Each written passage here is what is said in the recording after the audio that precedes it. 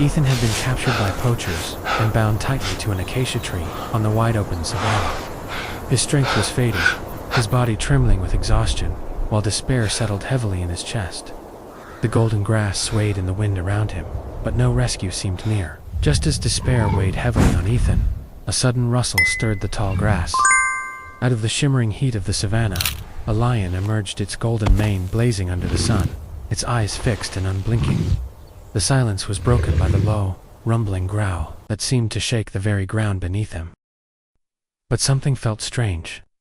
As Ethan stared at the creature before him, he realized this lion was not just any predator.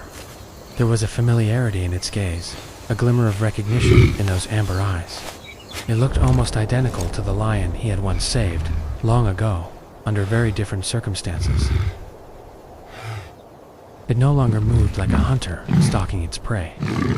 Instead, the lion stepped closer with a quiet, steady grace, its golden mane swaying in the wind.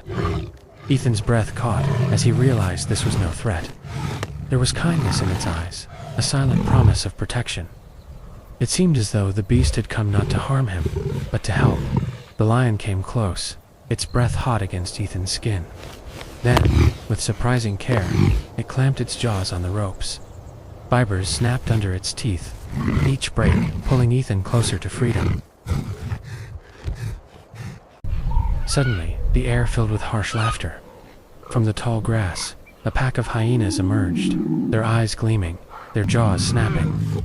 They circled with restless energy, drawn by the scent of struggle and the promise of weakness. The lion roared and hurled itself into the hyenas, dust rising as claws clashed and fangs snapped. Ethan, bound and helpless, watched in awe. Each strike, each furious roar, was not just survival, it was the beast's vow to shield him, no matter the cost.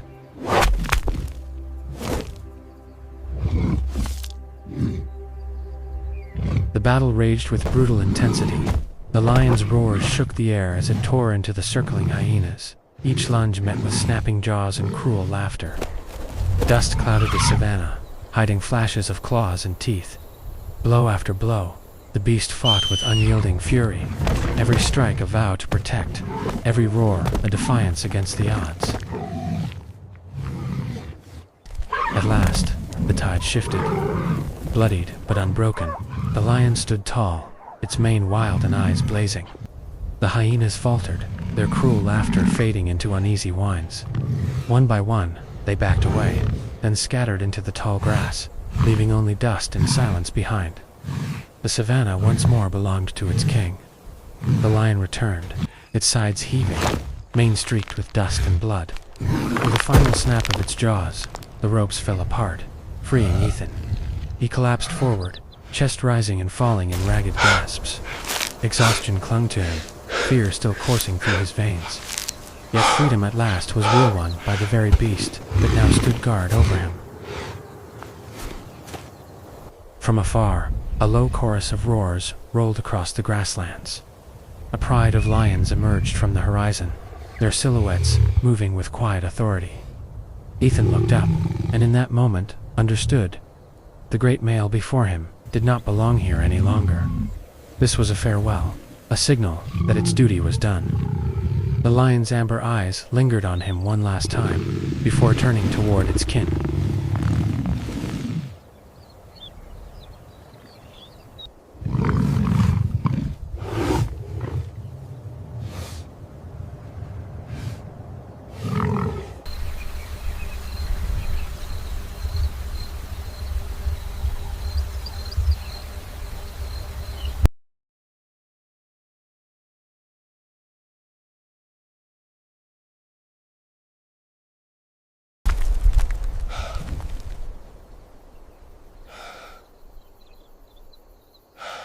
With trembling hands, Ethan reached out, his fingers brushing the lion's dusty mane.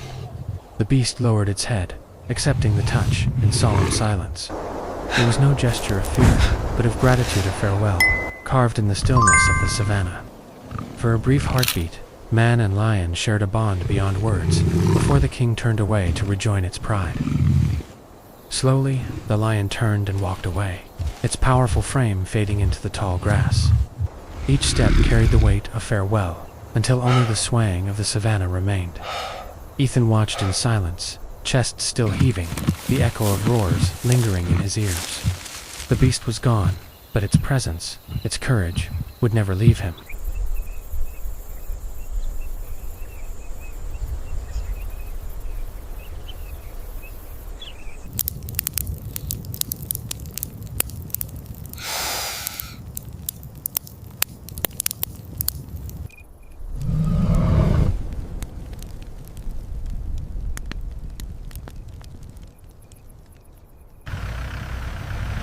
After the ordeal, Ethan gathered his remaining strength and made his way back to the nearest outpost. With a steady voice, he reported everything to the authorities. Soon after, the poachers were tracked down and captured, their reign of cruelty brought to an end. Justice had answered the Savannah's call, and Ethan knew the lion's fight had not been in vain. Yet the true reward was not justice alone, but the quiet proof of compassion's power. In the heart of the savannah, Ethan had learned that kindness, once given, is never lost. It returns in unexpected ways, sometimes in the form of a roaring guardian. Sometimes as a reminder that even in the wildest places, mercy endures.